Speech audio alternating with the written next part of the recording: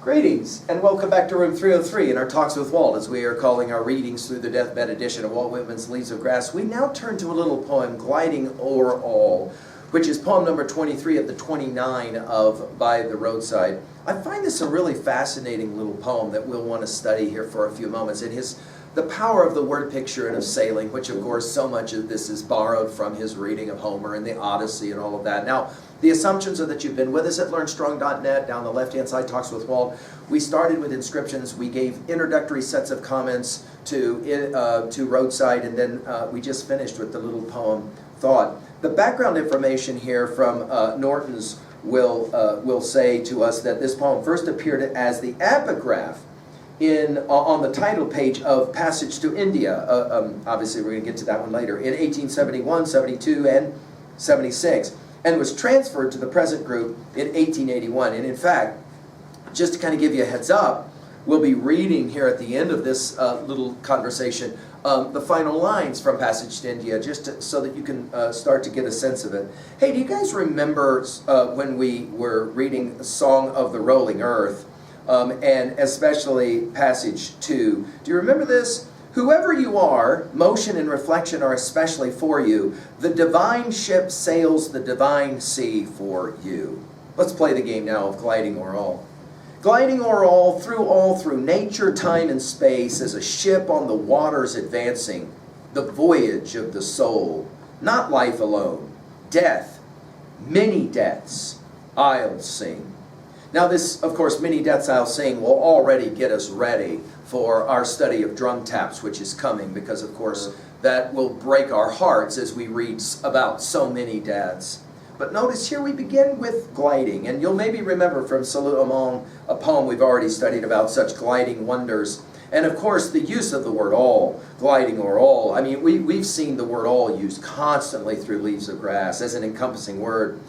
Notice gliding o'er all, through nature, and this idea of something that the Spirit animates through all of nature. Notice nature capitalized, time and space, and of course time and space immediately makes us think of Song of Myself 46. I know I have the best of time and space. It was never measured and never will be measured. I tramp a perpetual journey all. Of course, in that poem of Song of Myself 46, 47, the living of a good life, of a great life, is going to be equated with walking and swimming. And then, of course, by the time you get to Passage to India, it's going to be about sailing, although, of course, we've seen it already in a number of different poems, as we've... Brooklyn Bridge, obviously, the one that comes to mind the most. Through nature, time, and space, as a ship. And this takes us back to the previous poem with the as-if construction, only now it's just patently a simile. As a ship, whatever it is, this spirit that animates everything. In the next poem, it's going to be inspiration, and it may be that these poems are kind of intended to be read together. As a ship on the waters advancing, obviously the idea of evolution is central to our reading of Leaves of Grass, advancing.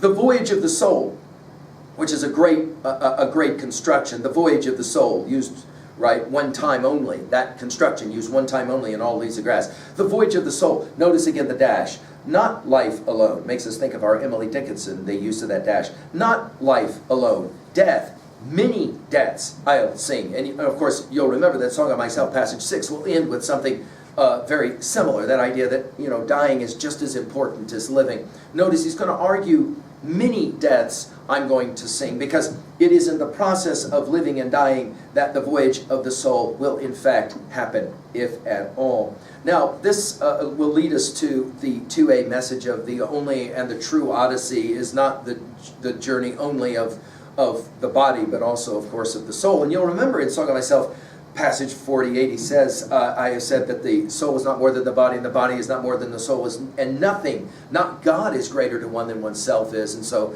you can see we're playing the same game. At 2B, I'm interested in the use of the dash. I'm interested in the capitalization of nature and time and space to try and give it, of course, some special emphases. Here, I want to take us in just a few of the lines from Passage to India, and I mean, we're obviously coming to it. And we're already kind of anticipating that as we hit Passage to India, we will for sure then be looking at the end of our reading of Leaves of Grass. He'll say it this way, though. Passage Immediate passage, the blood burns in my veins. Away, O soul, hoist instantly the anchor. Cut the hawsers, haul out, shake out every sail. Have we not stood like trees here in the ground long enough? Have we not groveled here long enough, eating and drinking like mere brutes? Have we not darkened and dazed ourselves with books long enough? Sail forth, steer for the deep waters only, reckless, O soul, exploring, I with thee and thou with me, for we are bound where mariner has not yet dared to go. And we will risk the ship, ourselves, and all. O my brave soul, O farther, farther sail, O daring joy, but safe, are they not all the seas of God? O farther, farther, farther sail. Well, we'll come to that collection of precious lines at the end of the obviously really important poem, Passage to India, which for some readers of Leaves of Grass is in fact their favorite poem. And just to read those final lines already leads some of us to an anticipation of what's to come. But we have a few poems before we get there, obviously. Finally, a 3B to own a poem like this. To what degree do you see your soul as on a journey or an odyssey? And is it possible that part of that odyssey is in fact studying Leaves of Grass? Thank you.